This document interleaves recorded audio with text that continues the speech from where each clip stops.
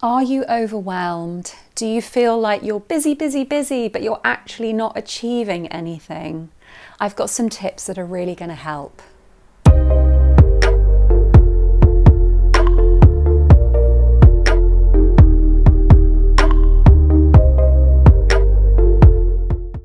A great place to start when you're overwhelmed is to make sure that you're not doing it alone. So I like to tell people to worry with those with expertise.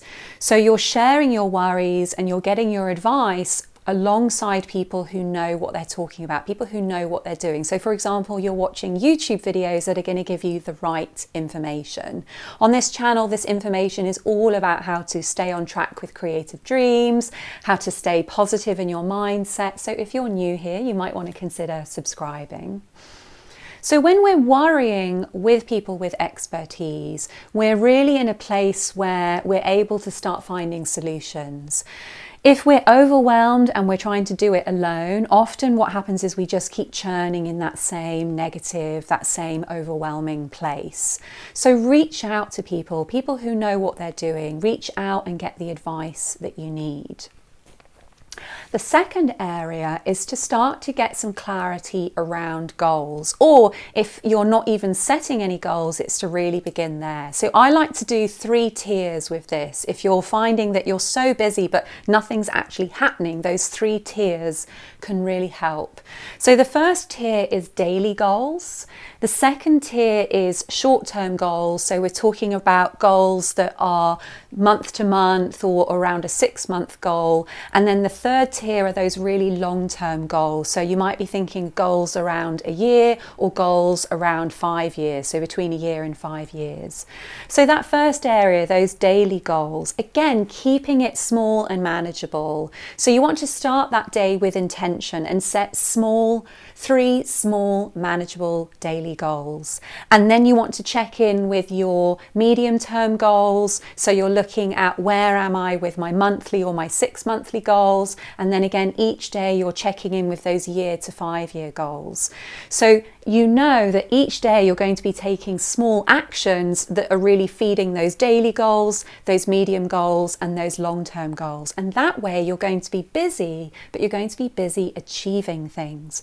And when you tap in with those goals, again, it's going to really help you stay focused. And the beauty of that, when you really hone that focus onto your own goals, it actually starts to mean that there's less room for that overwhelm to come in and flood you and start you getting busy on things that aren't going to be beneficial.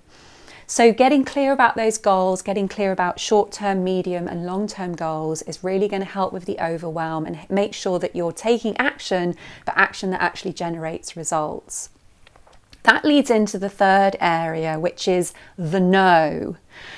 So we can get overwhelmed because we're often doing things for other people. We keep saying yes to other people, and that can really be alleviated when we set those goals. It then helps us to start to say no. So for example, if people ask for your help, but you've tapped in with your daily goals, you're then going to be able to say, do you know what? That's just not something I can do today because I've got to do this, this, and this. Or it's like, oh, you've asked me to do this long-term project, but that's not something I'm going to be able to do because I've got this other long-term project which is based on my own career and that's already taking up my time. So to really start to practice that no, so that when people are asking you for favors, when people are asking you to go out of your way, you're making sure that you're covering your own goals, your own actions first.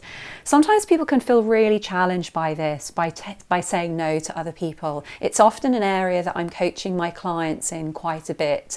But I find that when you've gotten really clear about your goals and you're saying yes to those, it then becomes easier to say no to other people. There's less guilt because you're really clear about why you're saying no.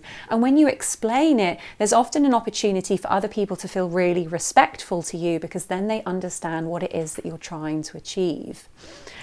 And to be honest, that kind of leads into the fourth area, because if you're surrounding yourself by people who are asking stuff of you and then not respecting your goals, you're surrounding yourself by the wrong people. So when we're looking at overwhelm, when we're looking at I'm busy, busy, busy, but I'm not achieving anything, that fourth area is to really make sure that the community that you're at the center of is a community that's really feeding you and a community that's really supporting you. So it might be that you have to go to one extreme and you need to start ditching people from your life, people who are draining your energy, people who are asking too much of you, people who are just not inspiring you or motivating you, and to start to really cultivate a community that's going to feed you, that's going to inspire you, that's going to encourage you to be busy on things that do show you reward. Community is so important. It's why I set up the community on Facebook, the Write No Matter What community. It's a community for writers, it's a community for creative entrepreneurs. I'm live there every week offering guidance, offering support, offering inspiration, offering motivation. We would so love to have you join us if you're not already a part of the community. You'll find a link in the comments below. It's a free community to join, and it will help you stay accountable. It will help you overcome those stressful or those overwhelming times, and to make sure that you're busy on the things that really matter.